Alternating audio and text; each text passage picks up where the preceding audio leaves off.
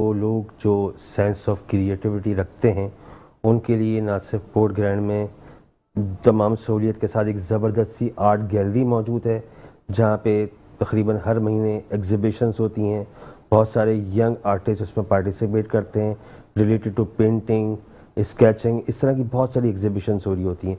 तो port grand का ताल्लुक जहाँ तक फूड फन के साथ साथ है, इस तरह एक ऐसी जगह भी है जहाँ आपकी इमर्जिंग आर्टिस्ट को हम अपॉर्चुनिटी देते हैं कि वो आर्ट गैलरीज़ के अंदर आके अपने काम को एग्जिबिट करें, और जो आर्ट लवर्स होते हैं वो वहाँ पे विज़िट करते हैं, इंजॉय करते हैं। बहुत सारी यूनिवर्सिटीज़, कॉलेजेस जो रिलेटेड टू आर्ट वर्क कर रहे हैं वहाँ पे अपना वर्क एग्जिबिट करते हैं। तो इस तरह की फैसिलिटीज़ भी पोर्ट ग्रैंड के अंदर और ये मौजूद है। बहुत अच्छी बात है क्योंकि आर्ट और कल्चर को हमें प्रमोट करने की ज़रूरत भी है। वहीं पर हमारे साथ एक कॉलर भी हैं लाइव, और जब हम अपने वतन की बात करते हैं, पाकिस्तान की बात करते हैं, वहीं पर हम हमारी सरहदों का दिफा करने वाले जवानों को सलाम पेश करते हैं। हमारे दरमियान मौजूद हैं लाइव कॉल के ज़रिए मेजर रिटायर्ड फवाद सिद्दीकी साहब। अस्सलाम वालेकुम मेजर साहब, आवाज़ आ रही है आपको? अस्सलाम वालेकुम। जी वालेकुम सलाम नाज़िर साहब, बहुत बहुत शुक्रिया, आपका आवाज़ है।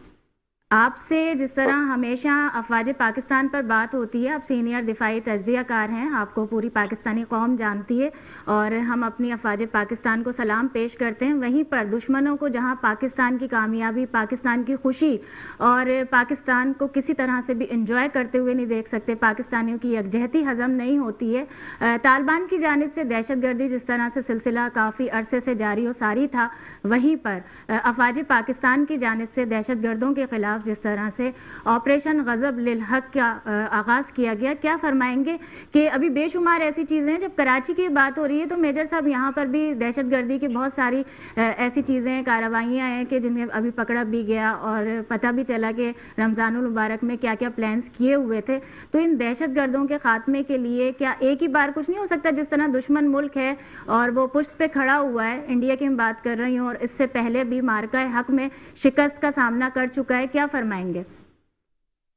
जी बहुत बहुत शुक्रिया नाज़िर साहब। देखिए, अफगानिस्तान और पाकिस्तान की जो तारीख है वो बिल्कुल तल्ख हकायक पर है, क्योंकि अफगानिस्तान लास्ट मुल्क था, आखिरी मुल्क था जिसने पाकिस्तान को तस्लीम किया।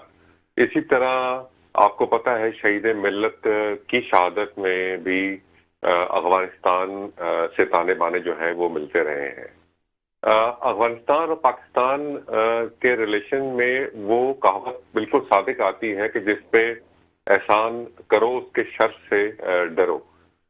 जो पिछले अफगान जहाज जो हुआ था, जो अफगानिस्तान ने रशिया के खिलाफ लड़ा, उसमें पाकिस्तान ने उसका भरपूर साथ दिया, और इस साथ की जो सबूत है वो ये है कि उस जहाज के बाद से तकरीबन 40 लाख से ज्यादा जो अफगान महाजरीन हैं उनको पाकिस्तान में पनाह दी, उनको भाइयों की तरह रखा, उनके साथ अपने जो असासे हैं, अपनी जो तालीम है, अपने घर हैं, अपनी जमीन जो है वो शेयर की। इसके बावजूद जो है उन्होंने हमेशा जो है वो पाकिस्तान के खिलाफ जहरी उगला है। पहली जो तालिबान हुकूमत थी उसको भी तस्लीम सवाए पाकिस्तान के और एक और मुल्क के अलावा पूरी दुनिया में किसी ने नहीं किया, और पाकिस्तान ने हतुल इम्कान कोशिश की कि अफगानिस्तान में जो है वो अमन जो है वो लेकर आया जाए, और इसके खिलाफ जो है वो पाकिस्तान जो है वो दुनिया के सामने अफगानिस्तान की लिए खड़ा रहा। इसके बावजूद आप देखें कि जब दूसरी तालिबान की रजीम आई, और आज का दिन एक मैं समझता हूँ कोइंसिडेंट ही नहीं है 27 फरवरी का, कि अफगानिस्तान के आकाओं को 27 फरवरी 2019 को शिकस्त हुई, और आज अफगानिस्तान को जो है 2026 में 27 जो फरवरी है उसमें शिकस्त दो चार हुई। अफगानिस्तान जो है ये हमने तमाम दरवाजे जो हैं वो आलमी फोरम पे खटखटाए हैं, और अपने मुसलमान ममालिक को इसमें शामिल किया है कि किसी तरह जो अफगानिस्तान की सरजमीन हमारे खिलाफ इस्तेमाल हो रही है, इंडिया जो कर रहा है थ्रू इट्स प्रॉक्सीज, और आप देखें कि अब तो इसराइल ने भी बरमला इसमें शमूलियत इख्तियार की है। आप देखें इस दौरान जो है वो प्राइम मिनिस्टर जो इंडिया है वो इसराइल के दौरे पे हैं और अफगानिस्तान ने किस किस्म का जो रात की तारीखें में दरअंदाजी का मुजाहरा किया। मेजर तो ये साहब, आपसे चीजें एक जो और बहुत अहम सवाल मुझे करना है क्योंकि वक्त की कमी भी है और हमारे नाज़रीन तक, क्योंकि बहुत सारे सवालात होते हैं और जो इस वक्त सिचुएशन है उसका आंसर बड़ा ज़रूरी है कि वहीं पर जहां हम ये बात अमन व अमान की सूरत हाल की कर रहे होते हैं तो सीज़ फायर हो जाता है कहीं ना कहीं से। हमने लास्ट ईयर भी देखा कि अक्टूबर में कतर की जानिब से और तुर्की की जानिब से, तो क्या अभी किस तरह का दिखाई देता है? क्योंकि अभी ईरान की तरफ से भी ये बयान आया है कि पाकिस्तान है, अफगानिस्तान है और माह रमज़ान है तो हम यानी किसी भी तरह की मदद करने को तैयार हैं कि सुलह हो जाए और जंग की तरफ ना जाया जाए। क्या फरमाएंगे मुख्तसरन? जी देखिए, इससे पहले भी जो है हमने कोशिश की और बहरहाल जब अफगानिस्तान ने डोरेंट लाइन को क्रॉस करने की कोशिश की तो हमने बड़ी रिस्ट्रेंट का मुजाहरा किया और अपने दो दोस्त मुबारक हैं, सऊदी अरब है, कतर है, इनकी बात मानी।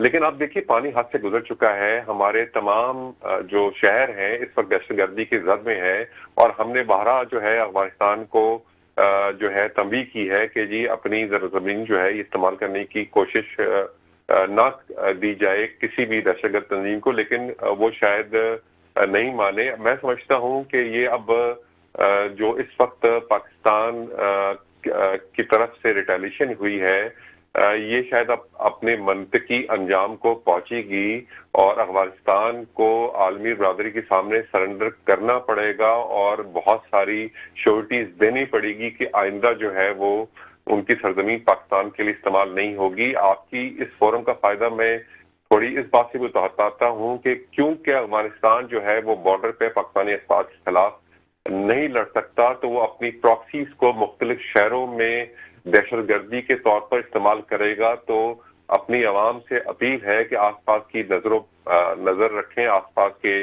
जगहों पर, अपने मोहल्लों पर, और कोई भी मुश्तबा चीज या लोग नजर आए तो उनको कानून नाफिज करने वाले इदारों को जो है वो मुतला करें। कौम को यूनाइटेड होने की ज़रूरत है, अफवाज पाकिस्तान के शाना बशाना खड़े रहने। बहुत शुक्रिया मेजर साहब, आपका वक्त हमने लिया और यकीनन ये बड़ा ज़रूरी अहम मौजू है इस वक्त। वहीं डॉक्टर साहिबा आपकी जानिब आऊँगी क्योंकि अभी फ़ारूक साहब भी मौजूद हैं और रोज़ा कुशाई का भी जिक्र हुआ, तो वहीं बहुत सारी गलतफहमियाँ भी हैं और शरई एतबार से भी आपसे जानना चाहूँगी कि बच्चे, एक तो बड़ा शौक़ होता है जब घर में अगर देख रहे होते हैं अपने बड़ों को, बेशुमार तो चीज़ें होती हैं लेकिन दीनी तालीमात घर से ही आगाज़ होता है और बच्चे रोज़ा रखने की तलब भी कर रहे होते हैं, तो क्या एज होती है कि किस वक्त बच्चे रख लें और प्रैक्टिस किस तरह से स्टार्ट करनी चाहिए? मैं सबसे पहले इमाम ज़ैनुल आबिदीन अलैहिस्सलाम का एक दुआओं का मजमूआ है जो कि सहीफ़े सज्जादिया के नाम से मशहूर है और उसके अंदर एक दुआ जो कि सरहद के ऊपर हमारे फ़ौजी जवान लड़ रहे होते हैं तो वो दुआ भी शामिल है। तो मैं ये गुजारिश करूँगी अपने नाज़रीन से कि वो इस वक्त अपनी उन दुआओं को अपनी दुआओं में ज़रूर शामिल रखें क्योंकि माह रमज़ान मुबारक है और बरकतों और रहमतों का महीना है और जब हम उनके लिए दुआएँ करेंगे तो परवरदिगार आलम उनकी हमारी दुआओं को भी कबूल फरमाएगा और उनकी हिफाजत भी फरमाएगा। लेकिन आप बैठी हुई हैं तो आपकी ज़बानी फिर मैं अभी यही बात हो रही है तो ये क्यों ना सुनूं, वतन से मोहब्बत मोमिन की निशानी है। हाँ, वतन से मोहब्बत मोमिन की निशानी है। और जैसे कि आपने अभी सवाल किया कि बच्चों के लिए कौन सी उम्र का रोज़ा बेहतरीन होता है, तो बालिग होने के बाद, जिसमें बच्चियों की उम्र जो है वो 7-8 साल कहलाती है और लड़कों की उम्र जो है 15 साल कहलाती है। और अगर उससे पहले वो रोज़े को खींचने का पूरा यानी वो पूरा रोज़ा कर लें तो उनकी रोज़ा कुशाई की जा सकती है। यानी आसानी है ना दीन में। तो मुख्तसरन क्या पैगाम देना चाहेंगे? बिल्कुल जी, बताना चाहूँगा तमाम सुनने वालों को जो जिस तरह का वक्त चल रहा है इस वक्त, हम तमाम लोग, तमाम कम्युनिटीज़, तमाम इदारे सब पाक अफवाज के साथ हैं और रमज़ान के इस बाबरकत महीने में दुआ करते हैं कि अल्लाह ताला उनको कामयाबी से हमकिनार करे। और जो लोग इस वक्त देख रहे हैं, मुझे सुन रहे हैं, उनको बताते चलें कि पोर्ट ग्रैंड हमेशा तमाम कस्टमर्स के लिए हमेशा अवेलेबल है। रमज़ान के अंदर आएँ, एंट्री बिल्कुल फ्री है, इंजॉय करें, अपने प्यारों के साथ आएँ, अपनी तकरीबात मुनक़्क़िद करें, बच्चों बड़ों सब के लिए वहाँ सब चीज़ें मौजूद हैं।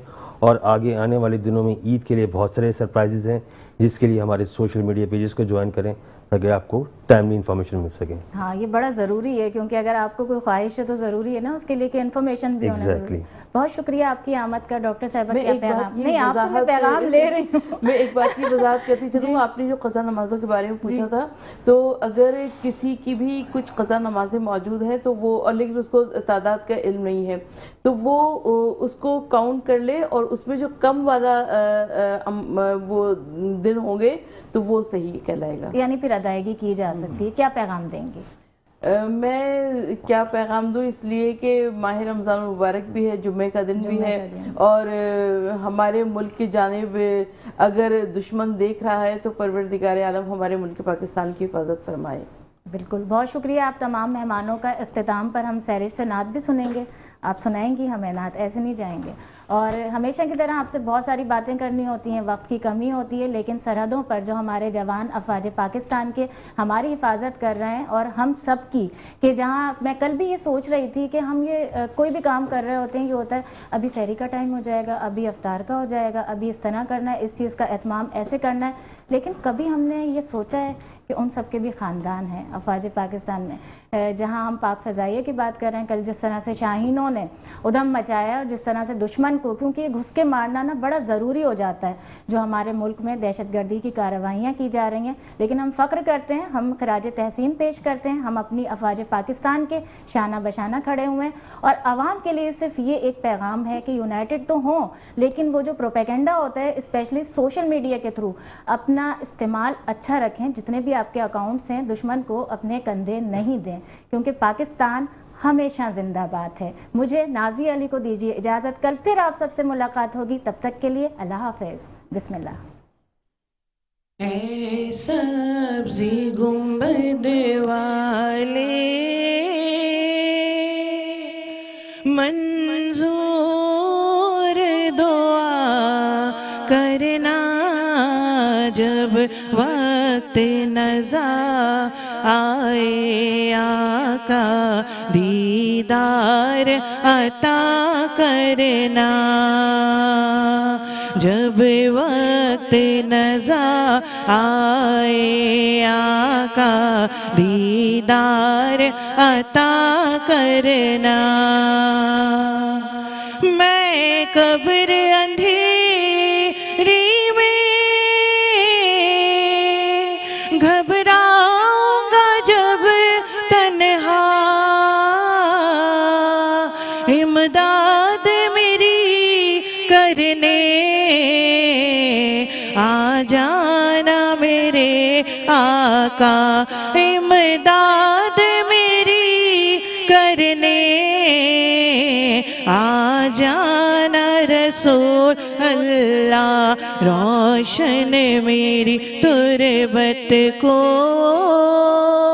लिल्लाह ज़रा करना, जब वक्त नज़ा आए आका दीदार अता करना, दीदार अता करना।